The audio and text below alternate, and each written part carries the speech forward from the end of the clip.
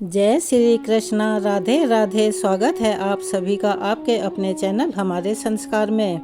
आज हम आपके लिए लेकर आए हैं जितिया व्रत की कथा। लेकिन उससे पहले आप सभी से निवेदन है कि जो भी चैनल पर नए हैं वो चैनल को सब्सक्राइब करें, वीडियो को लाइक करें, ज़्यादा से ज़्यादा शेयर करें, बेल आइकन को भी अवश्य ही दबाएं। कमेंट्स बॉक्स में जय श्री कृष्णा, हर हर महादेव, जीमूत वाहन भगवान की जय अवश्य ही लिखें। सबसे पहले हमारे संस्कार चैनल की तरफ से आप सभी माता बहनों को जितिया के व्रत की बहुत बहुत शुभकामनाएं। प्रिय माताओं बहनों, आज के इस पावन अवसर पर हम आपको सुनाने जा रहे हैं जितिया व्रत से जुड़ी संपूर्ण पारंपरिक और पौराणिक कथाएं, जो केवल एक धार्मिक अनुष्ठान ही नहीं मानी जाती हैं, बल्कि माँ की अपनी संतान के प्रति अटूट प्रेम और त्याग की अमर मिसाल मानी जाती हैं। जितिया व्रत विशेष रूप से संतान की लंबी आयु, उसके उत्तम स्वास्थ्य और सुखद भविष्य की कामना से रखा जाता है। हमारे शास्त्रों और पुराणों में ऐसा वर्णित है कि जो भी माता श्रद्धा और भक्ति और विश्वास के साथ इस व्रत को करती है, उसकी संतान की रक्षा स्वयं भगवान श्री कृष्ण करते हैं। इसी वजह से इस व्रत का महत्व बड़ा अनोखा, अद्भुत और विशेष माना गया है। इसीलिए इस व्रत को जितिया, जीवित पुत्री का ज्योतिया व्रत के नाम से जाना जाता है और यह मुख्यतः बिहार, झारखंड, उत्तर प्रदेश और नेपाल के तराई क्षेत्रों सहित पूरे पूर्वांचल में बहुत ही उत्साह और आस्था के साथ मनाया जाता है। अब व्रत की शुरुआत होती है सप्तमी तिथि के नहाय खाए से। इस व्रत को निर्जला रखकर अगले दिन व्रत का पारण किया जाता है और ऐसा कहा जाता है कि महाभारत के युद्ध के दौरान जब अश्वत्थामा ने क्रोध में आकर अभिमन्यु की पत्नी उत्तरा के गर्भ में पल रहे शिशु पर ब्रह्मास्त्र से प्रहार कर दिया था और तब गर्भस्थ शिशु का जीवन संकट में पड़ गया था, उसी समय भगवान श्री कृष्ण ने अपनी दिव्य शक्ति से उस शिशु की रक्षा की और उसे पुनः जीवन दिया और यही बालक आगे चलकर परीक्षित कहलाया। इसी प्रसंग से जीवित पुत्री का व्रत की परंपरा शुरू हुई और धीरे धीरे यह आस्था का महापर्व बन गया। हर वर्ष यह व्रत आश्विन मास के कृष्ण पक्ष की अष्टमी तिथि को रखा जाता है और संयोग यह भी है कि इसी दिन पितृपक्ष की अष्टमी का श्राद्ध भी संपन्न होता है और इस व्रत में भगवान गणेश, माता पार्वती और भगवान शिव की पूजा का भी विशेष महत्व माना गया है। और यह परंपरा है कि पूजा का समय प्रदोष काल में सबसे अति उत्तम माना गया है। यदि किसी कारण पूजा प्रदोष काल में आप ना कर पाएँ तो इस बात का अवश्य ही ध्यान रखें कि पूजा के समय राहु काल ना हो। सच्ची श्रद्धा, आस्था और भक्ति के साथ जब माताएं कथा को सुनती हैं, पढ़ती हैं या दूसरों को सुनाती हैं और साथ साथ व्रत भी करती हैं, तभी यह व्रत पूर्ण माना जाता है, क्योंकि बिना कथा सुने व्रत अधूरा माना जाता है और उसका पुण्य भी नहीं मिलता। तो आइए हम सब मिलकर सुनते हैं जितिया व्रत की पावन और पवित्र कथा को शुरू करते हैं। प्रथम पूज्य विघ्नहर्ता भगवान गणेश के स्मरण से, यानी उन्हें याद करके। एक बार की बात है, भगवान श्री गणेश जी पृथ्वी पर भ्रमण करने के लिए आए। उन्होंने एक किसान के खेत से अनाज के 12 दाने ले लिए और उन्हें अपने मुख में डाल दिया। ऐसा करने के बाद गणेश जी ने सोचा कि मैंने तो किसान के खेत से बिना पूछे यह अन्न खाया है और इस तरह से मैं उनका कर्जदार हो गया हूँ। इस कर्ज को उतारने के लिए गणेश जी ने सोचा कि अब मुझे उस किसान के घर पर 12 वर्षों तक के लिए नौकर बनकर उनकी सेवा करनी चाहिए, ताकि मैं इस कर्ज से मुक्त हो सकूं। तो गणेश जी एक साधारण बालक का रूप धरकर उस किसान के घर पर जा पहुँचे और उससे काम मांगने लगे। किसान को अपने घर के और खेती के काम के लिए एक नौकर की बहुत ही ज़रूरत थी, तो उसने उन्हें काम पर रख लिया। वह इस बात से बिल्कुल अनभिज्ञ थे कि उसके घर पर साक्षात विघ्नहर्ता भगवान गणेश जी पधारे हैं और वह उनसे साधारण नौकर की तरह काम करवाया करता था। एक दिन किसान की पत्नी राख से हाथ धो रही थी।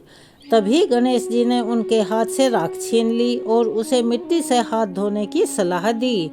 इस पर किसान की पत्नी को बहुत गुस्सा आया और उसने किसान से गणेश जी की शिकायत कर दी। कहने लगी, इस नए लड़के ने तो मेरा हाथ मरोड़ा है, इसे आज ही घर से निकाल दो।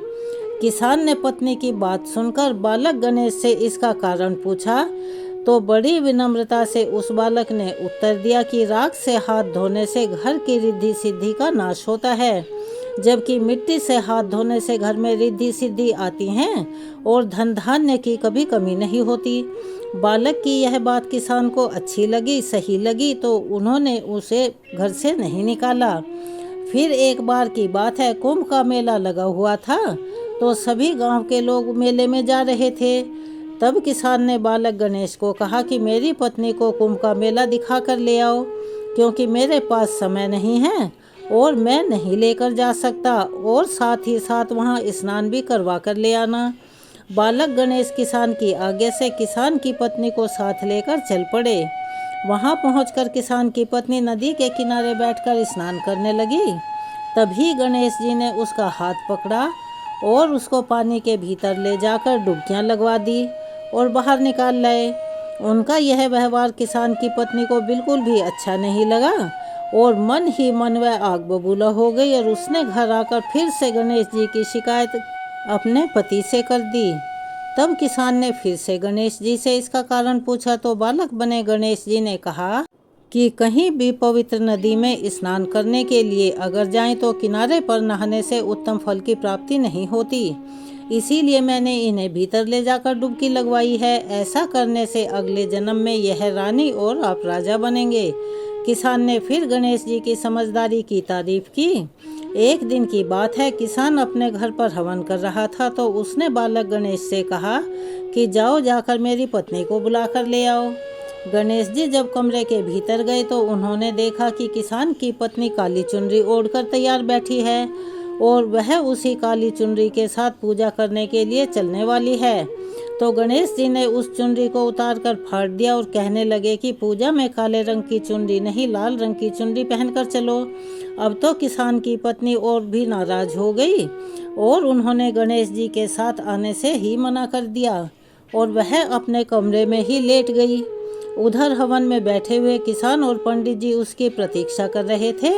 जब बहुत देर हो गई वह नहीं आई तो किसान खुद उठकर अंदर देखने के लिए गया। अंदर जाकर उसने क्या देखा कि उसकी पत्नी तो बिस्तर पर सो रही है, यानी कि रूठी हुई पड़ी है। तो किसान पूछने लगा, क्या हुआ, क्या बात है, तुम इस समय क्यों सो रही हो? घर में हवन हो रहा है और तुम यहाँ पर लेटी हुई हो, तुम्हें तो पूजा में बैठना था। तब किसान की पत्नी जो गुस्से में भरी बैठी थी उसने आप देखा ना था बड़बड़ करने लगी और कहने लगी, मैं तुमसे कह देती हूँ आज ही इस नौकर को घर से बाहर निकाल दो। किसान ने पूछा, क्यों, क्या हो गया? तब वह बोली कि आज तो इसने हद ही कर दी, इसने तो आज मेरी चुनरी ही फाड़ दी। अब तो किसान ने गणेश जी को बुलाकर बहुत डांटा और कहा कि तुम बहुत बदमाशी करते हो, मेरी पत्नी के साथ ऐसा मत किया करो।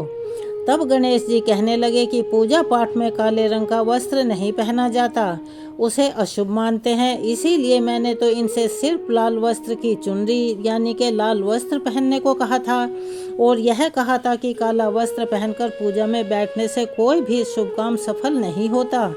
तब किसान ने सोचा कि गणेश जी है तो बहुत समझदार। फिर ऐसा करते करते कई दिन बीत गए। एक दिन किसान के घर पर गणेश भगवान की पूजा थी। अब पंडित जी ने किसान से कहा कि वह गणेश जी की मूर्ति लाना तो भूल ही गए, अब क्या करेंगे?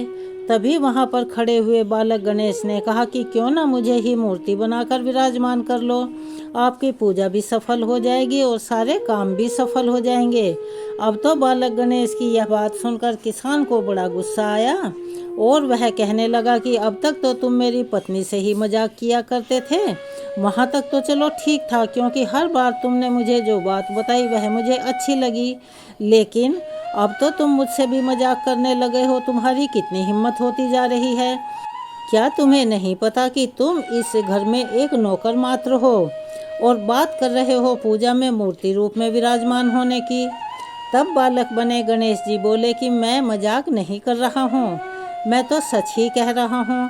और ऐसा कहते ही विघ्नहर्ता भगवान गणेश जी अपने असली स्वरूप में प्रकट हो गए। अब क्या था, किसान और उसकी पत्नी तो देखते ही रह गए और वे उनके चरणों में नतमस्तक होकर गिर पड़े।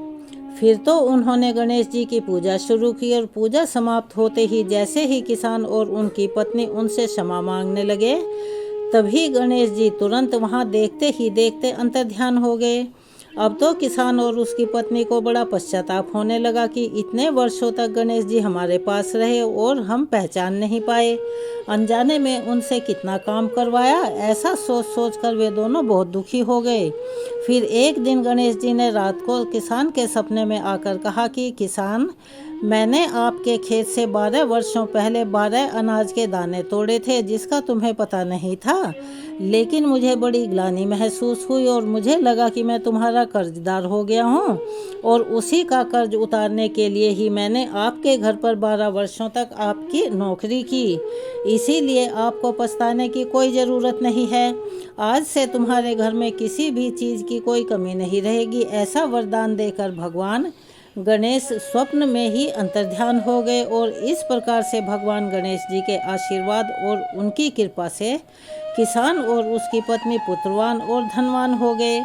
हे विघ्नहर्ता गणेश भगवान, जैसी कृपा आपने उस किसान पर और उसकी पत्नी पर की, वैसी कृपा हम सब पर भी हमेशा करना। चलिए सभी एक बार प्रेम से बोलिए, गणेश भगवान की जय, विघ्नहर्ता गणेश की जय।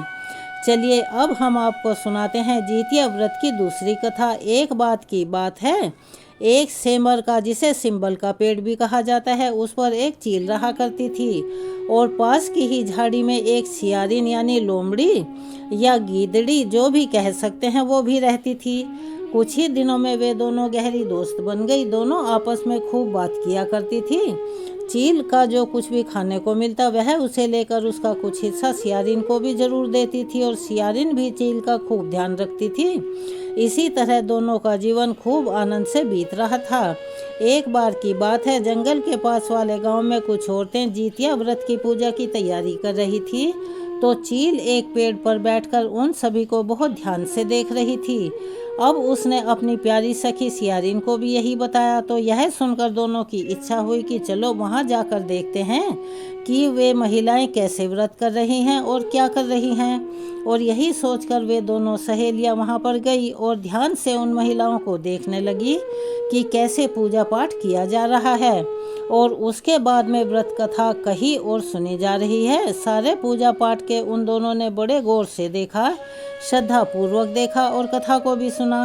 बाद में चील और सियारिन दोनों ने यह निश्चय किया कि अब हम भी इस व्रत को करेंगे और ऐसा निश्चय करके सियारिन और चील ने व्रत रख लिया। बड़ी निष्ठा और लगन से उन दोनों ने इस व्रत को शुरू किया, क्योंकि जितिया व्रत को निराहार और निर्जल रखा जाता है। तो वह दोनों भी भूखी और प्यासी इस व्रत को रख रही थी, मंगल कामना करते हुए आपस में चर्चा कर रही थी। इस तरह उनका आधा दिन बीत गया, मगर रात होते होते सियारिन को बहुत तेज भूख और प्यास लगने लगी। अब जब उससे भूख बर्दाश्त नहीं हुई और वह पास के शमशान में पहुंच गई और वहां पड़े मांस और हड्डियां खाने लगी। जैसे ही वह हड्डी चबा रही थी, कड़कड़ की आवाज़ हुई। चील ने पूछा कि सियारिन, यह कड़कड़ की आवाज़ कहाँ से आ रही है? सियारिन बोली कि बहन, भूख के मारे मेरे पेट में गुड़गुड़ाहट हो रही थी, लेकिन चील को पता चल गया था कि वह झूठ बोल रही है और हड्डियां खा रही है और उसने व्रत बीच में ही अधूरा छोड़ दिया है। तब चील ने सियारिन को बहुत डांटा और जब व्रत नहीं रख सकती तो फिर संकल्प ही क्यों लिया था? अगर संकल्प ले लिया था तो फिर भला एक दिन का अगर खाना खाती ना, तो तेरा क्या बिगड़ जाता? क्या तू मर जाती? चील की ऐसी डांट फटकार सुनकर बेचारी सियारिन लज्जा गई और चील से क्षमा मांगने लगी। लेकिन भला अब हो भी क्या सकता था? उसका व्रत तो भंग हो ही चुका था। क्षमा मांगने से भी क्या फायदा होता?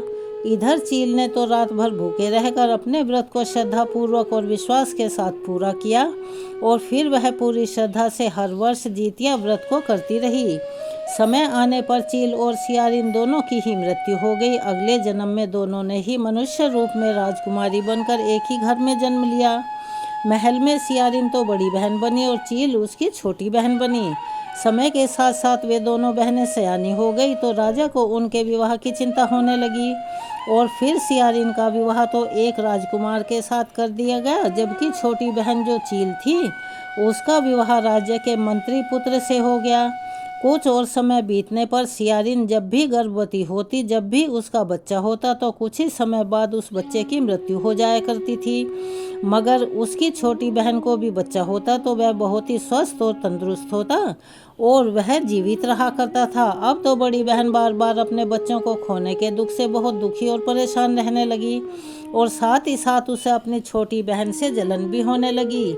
जब भी वह अपनी छोटी बहन को और उसके बच्चों को देखती, उन्हें देख देख कर दिन भर कुढ़ती रहती थी और उसके बच्चे तो होते ही मर जाते हैं और जबकि उसकी छोटी बहन के बच्चे क्यों जीवित रहते हैं। अब उसके मन में एक कुविचार आया और वह किसी भी तरह से अपनी छोटी बहन के बच्चों को मरवाना चाहती थी। उसने एक बार कुटिल चाल चलकर अपनी छोटी बहन के बच्चों के सिर कटवाकर उन्हें एक डब्बे में बंद कर दिया और यह सोच सोच कर बहुत खुश हुई कि अब तो मेरी छोटी बहन भी मेरे जैसी हो गई। लेकिन कुछ ही देर बाद क्या आश्चर्यजनक घटना घटी। उसने क्या देखा कि उसकी छोटी बहन के बच्चे तो माँ माँ पुकारते हुए महल में दौड़ रहे हैं। यह देखकर वह हैरान हो गई और जाकर जिस डब्बे में उसने सिर काटकर बंद किए थे उस डब्बे को खोलकर देखा तो हैरान रह गई कि उस डब्बे में बहन के बच्चों के सिर नहीं बल्कि मिठाई भरी हुई थी। अब तो उसने बहुत बार और भी उन बच्चों को मारने का प्रयत्न किया, लेकिन जितिया व्रत के पुण्य प्रताप से उसकी छोटी बहन के बच्चे हर बार जीवित बच जाते थे। और जब उसने देखा कि वह बच्चों को मारने में सफल नहीं हो पा रही है तो उसने अपनी छोटी बहन के पति को भी मरवाने का कई बार कोशिश की, लेकिन उसकी छोटी बहन जो पिछले जन्म में चील थी और वह उस जन्म में भी जितिया का व्रत रखती थी और इस जन्म में भी रखती थी। इसी कारण से उसके बच्चे और उसके पति हमेशा उसकी कुटिल चालों से बचे रहते थे और उनकी सदैव रक्षा होती रही।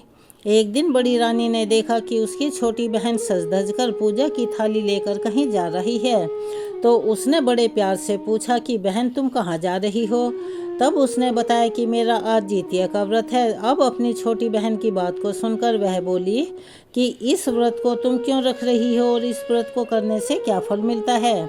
तब छोटी बहन बोली कि बहन इस व्रत को करने से निसंतान को संतान सुख मिलता है और जिनके संतान है उन्हें आरोग्य जीवन और लंबी उम्र का आशीर्वाद मिलता है। भगवान श्री कृष्ण उनके बच्चे की रक्षा करते हैं। और इस तरह व्रत का महत्व बताते हुए वह अपनी बड़ी बहन से बोली कि बहन मैं तो कहती हूँ कि तुम भी जितिया का व्रत रखा करो, इससे एक दिन तुम्हारी गोद अवश्य ही भर जाएगी।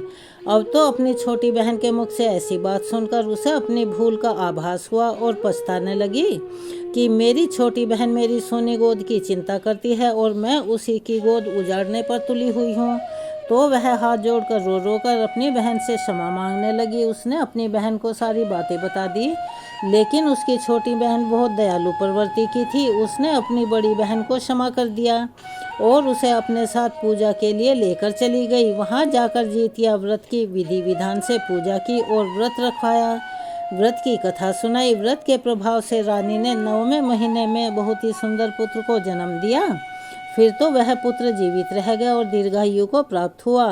अब वह दोनों बहनें हंसी खुशी महल में रहने लगी और हर साल जितिया व्रत रखने लगी। सभी बोलिए कृष्ण भगवान की जय। कृष्ण के बाल रूप लड्डू गोपाल की जय। चलिए अब हम सुनाने जा रहे हैं जितिया व्रत के दिन सुनी जाने वाली तीसरी कथा। एक बार गंधर्व के एक राजकुमार थे जिनका नाम था जीमूतवाहन। वे बड़े ही उदार और परोपकारी थे। जीमूतवाहन के पिता ने वृद्धावस्था में वानप्रस्थ आश्रम में जाने से पहले राजकुमार जीमूतवाहन को अपनी जगह अपने राज सिंहासन पर बिठा दिया, किंतु इनका मन राजपाट में बिल्कुल भी नहीं लगता था। तो अपने राज्य का भार अपने भाइयों पर छोड़कर वे स्वयं भी अपने पिता की सेवा करने के लिए चल पड़े। वहीं एक दिन वन में ही राजकुमार जीमूतवाहन की भेंट मलयवती नामक राजकन्या से हुई और दोनों में प्रेम हो गया। फिर एक दिन जब वन में भ्रमण करते हुए जीमूतवाहन काफ़ी आगे निकल गए तो उन्हें एक वृद्धा रोते हुए दिखाई दी। पूछने पर उन वृद्धा ने बताया कि मैं नागवंश की स्त्री हूँ, मेरे एक ही पुत्र है और पक्षी राज गरुड़ के क्रोध से मुक्ति दिलाने के लिए नागों ने यह व्यवस्था की है कि गरुड़ को प्रतिदिन भोजन हेतु एक युवा नाग सौंपा जाएगा और इस तरह वह गरुड़ प्रतिदिन एक युवक को खा जाता है। और आज मेरे पुत्र शंखचूर्ण की बलि का दिन है। आज का यह दिन मेरे लिए बहुत ही भयावह और काला दिन है, क्योंकि आज मेरा पुत्र मुझसे हमेशा के लिए दूर हो जाएगा और आज मैं पुत्र विहीन हो जाऊंगी। और एक स्त्री के लिए इससे बड़ा दुख भला क्या होगा कि उसके जीते जी उसका पुत्र ही ना रहे।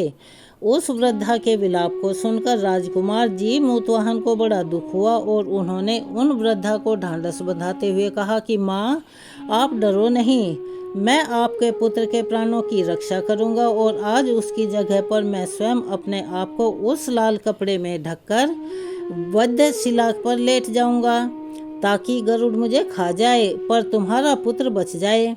ऐसा कहकर जीमूतवाहन ने शंखचूर्ण के हाथ से लाल कपड़ा ले लिया और वे उसे लपेटकर गरुड़ को बलि देने के लिए चुनी गई वध्य शिला पर लेट गए। नियत समय पर गरुड़ बड़ी तेजी से आए और वे लाल कपड़े से ढके जीमूतवाहन को पंजे में दबोचकर पहाड़ की ऊंची चोटी पर जाकर बैठ गए। अब गरुड़ ने अपने तीखी और कठोर चोंच का प्रहार करना शुरू किया और राजकुमार जीमूतवाहन के शरीर से मांस का बड़ा हिस्सा नोच लिया। उसकी पीड़ा से राजकुमार की आंखों में आंसू बह निकले, लेकिन उनके मुख से बिल्कुल भी आवाज नहीं निकली। अपने पंजे में जकड़े प्राणी की आंखों में से आंसू लेकिन मुंह से बिल्कुल भी आवाज ना सुनकर गरुड़ बड़े आश्चर्य में पड़ गए, क्योंकि इससे पहले ऐसा कभी नहीं हुआ था। तब उन्होंने राजकुमार जीमूतवाहन से उनका परिचय पूछा और जीमूतवाहन ने सारा किस्सा कह सुनाया कि कैसे एक स्त्री के इकलौते पुत्र की रक्षा करने के लिए आज वह अपने प्राण देने आए हैं। हे गरुड़ देव, आप मुझे खाकर अपनी भूख शांत करें। तब गरुड़ उनकी बहादुरी और दूसरे के प्राणों की रक्षा के लिए स्वयं का बलिदान देने की हिम्मत और इस भाव से बड़े प्रभावित हुए। उन्हें स्वयं पर बड़ा पछतावा हुआ, शर्म आने लगी और वह सोचने लगे कि यह तो एक मनुष्य है जो दूसरे के पुत्र की रक्षा के लिए स्वयं की बलि दे रहा है और एक मैं हूँ जो देवों के संरक्षण में हूँ किंतु दूसरों की संतान की बलि ले रहा हूँ। तब उन्होंने राजकुमार जीमूतवाहन को मुक्त कर दिया। गरुड़ देव ने कहा, हे उत्तम मनुष्य, मैं तुम्हारी भावना और त्याग से बहुत प्रसन्न हूँ। मैंने तुम्हारे शरीर पर जो घाव किए हैं उसे ठीक कर देता हूँ।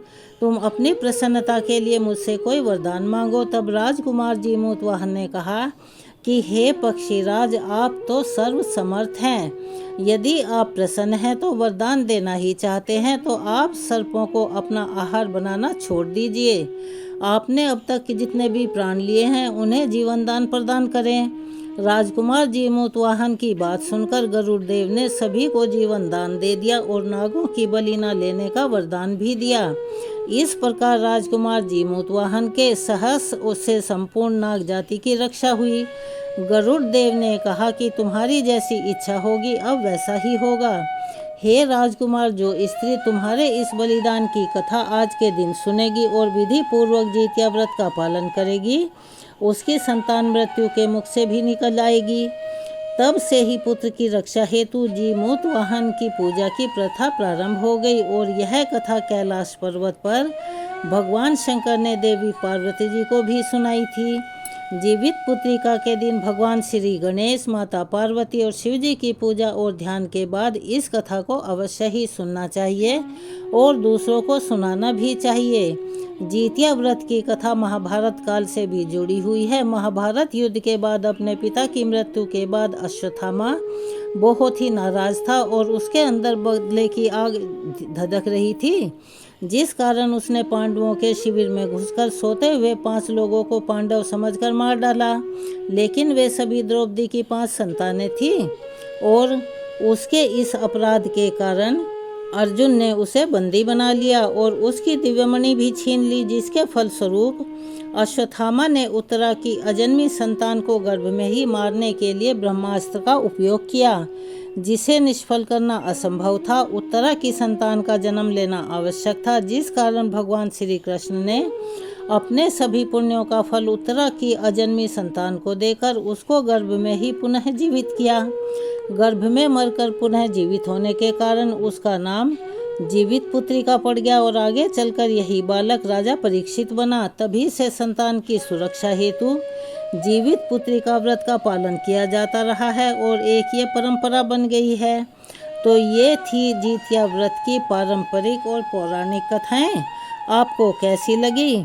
कमेंट्स बॉक्स में अपनी राय अवश्य ही लिखें। अगर आप हमारे चैनल पर नए हैं और आपने चैनल को अभी तक सब्सक्राइब नहीं किया है तो आप सभी से निवेदन है कि प्लीज़ चैनल को सब्सक्राइब करें, वीडियो को लाइक करें, ज़्यादा से ज़्यादा शेयर करें, बेल आइकन को भी अवश्य ही दबाएं। कमेंट्स बॉक्स में जय श्री कृष्णा, हर हर महादेव, राधे राधे लिखना ना भूलें। आपका प्यार और सहयोग आप हमें ऐसे ही प्रदान करते रहें ताकि हम आपके लिए नई नई कहानियाँ, नई नई जानकारियाँ लेकर आते रहें और आपको सुनाते रहें। धन्यवाद।